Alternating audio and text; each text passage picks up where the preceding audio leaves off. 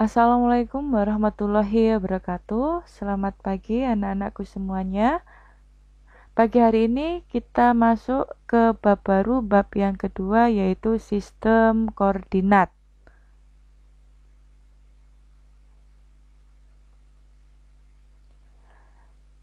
Nah, pada bab 2 ini nanti kalian akan belajar mengenai posisi titik dan posisi garis.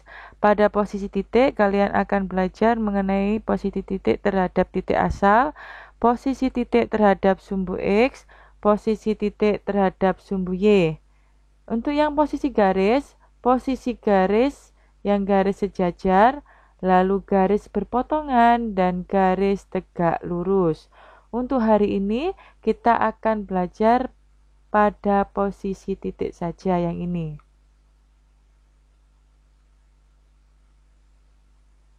Kita mulai dari posisi titik terhadap sumbu X dan sumbu Y.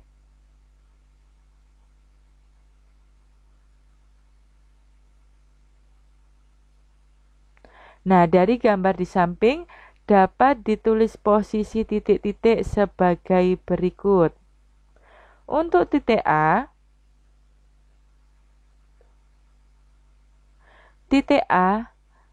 ini koordinatnya 3,4.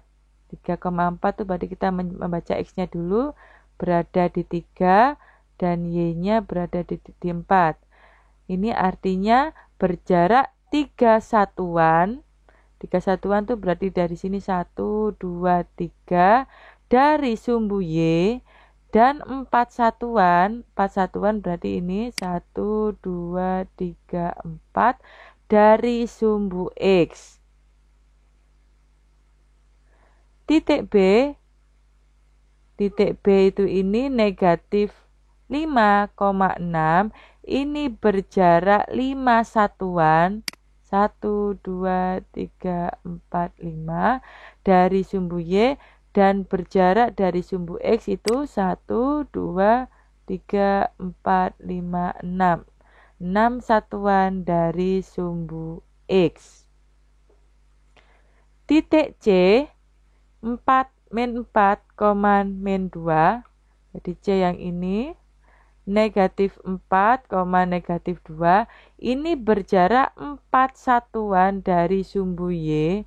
Yang ini ya, 1, 2, 3, 4.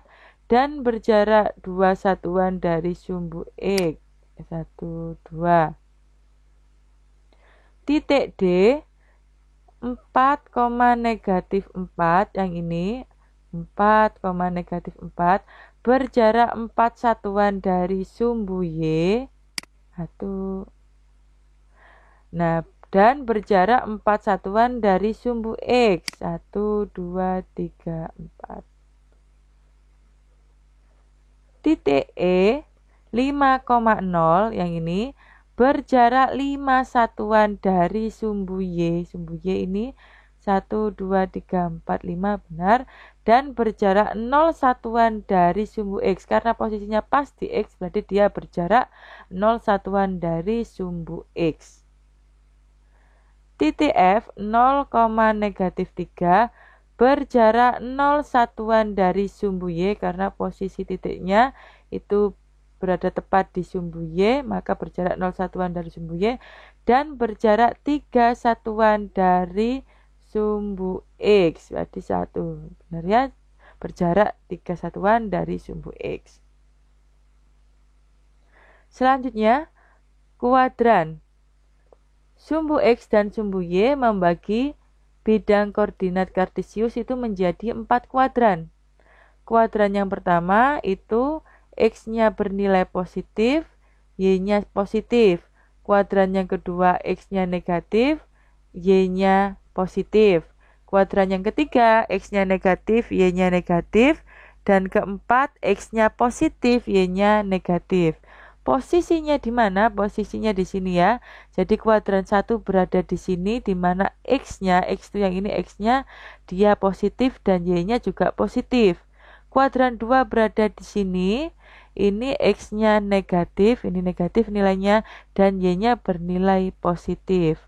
Kuadran yang ketiga yang di sini ini X-nya bernilai negatif, Y-nya juga bernilai negatif.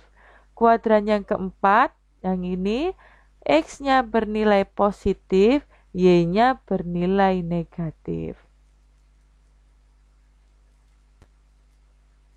Nah, dalam bidang koordinat di atas, titik P memiliki koordinat negatif 2,1. Titik P ya, di mana koordinat X-nya itu negatif 2 dan koordinat Y-nya itu 1. Nah, titik P ini berada di kuadran 1. Di kuadran berapa? 1 atau 2? Di kuadran 2 ya. 2.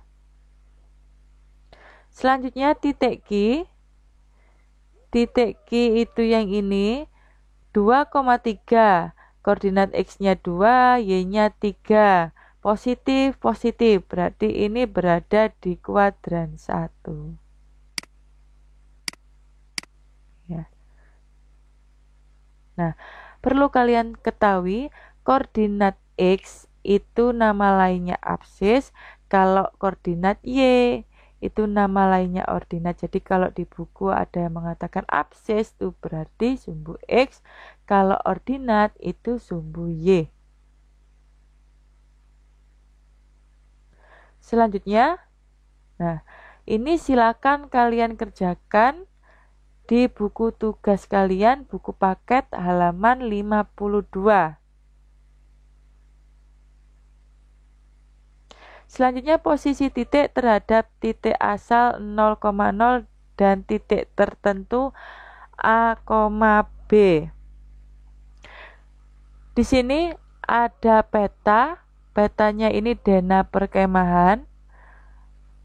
Ada tempat perumahan. Kita perhatikan perumahan di sini. Perumahan terhadap posisi pos utama. Pos utama itu di mana? Pos utama 6,5. Oh, ini tempatnya itu perumahan. Perumahan itu ordinatnya 6,5. Lalu dari sini kita tahu kalau posisinya terhadap titik asal itu 6 satuan ke kanan dan 5 satuan ke atas. Ini pos. Oh, ini pos utama yang ini ya. Jadi perumahan terhadap pos utama. Berarti ini 6 satuan ke kanan. 1, 2, 3, 4, 5, 6 dan 5 satuan ke atas 1, 2, 3, 4, 5 keterangannya ya. Terus selanjutnya posisi perumahan terhadap tanah lapangan. Tanah lapangan itu ini posisinya kita perhatikan 10 satuan ke kanan. Kalau ini kan dari sini ke sini, berarti kan ke kanan dulu ya. 1, 2, 3, 4, 5, 6, 7, 8, 9. Oh, ini lapangnya nih. 1, 2, 3, 4, 5, 6, 7, 8, 9, 10. 10 satuan ke kanan dan 2 satuan ke atas. Posisi perumahan terhadap kolam.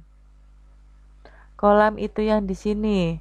Berarti kita cari jaraknya dari kolam sini ke perumahan.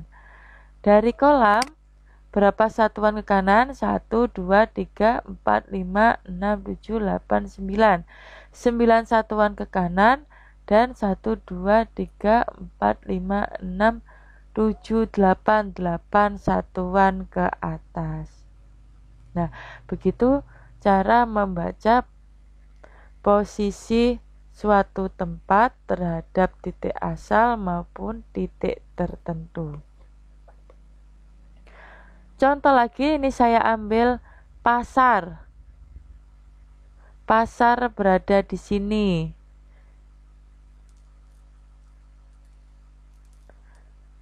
Pasar terhadap pos utama. pos utamanya itu ini ya. Nah, ini jaraknya bagaimana? Kita perhatikan dari sini ke sini 1, 2, 3, 4. Berarti bergeraknya ke kanan 4 satuan dan ke atas 3 satuan. Nah, kalau kita tulis koordinatnya itu menjadi 4,3. Terhadap tanah lapang, pasar terhadap tanah lapang. Nih.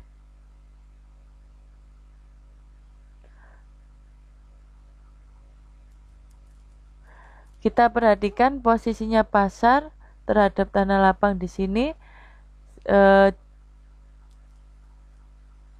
bergeraknya 1, 2, 3, 4, 5, 6, 7, 8. Tanah lapang itu yang mana?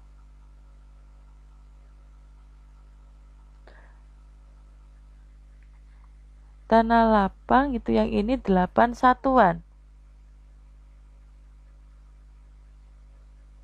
Oke, kita ambil yang lain dulu ya. Terhadap kolam. Terhadap kolam itu kolamnya berarti yang ini pasar terhadap kolam. Bergeraknya dari kolam ke pasar itu ke kanan dan ke atas. Ke kanannya itu 10 satuan dan ke atasnya 5 satuan. Kalau kita tuliskan koordinatnya 10,5.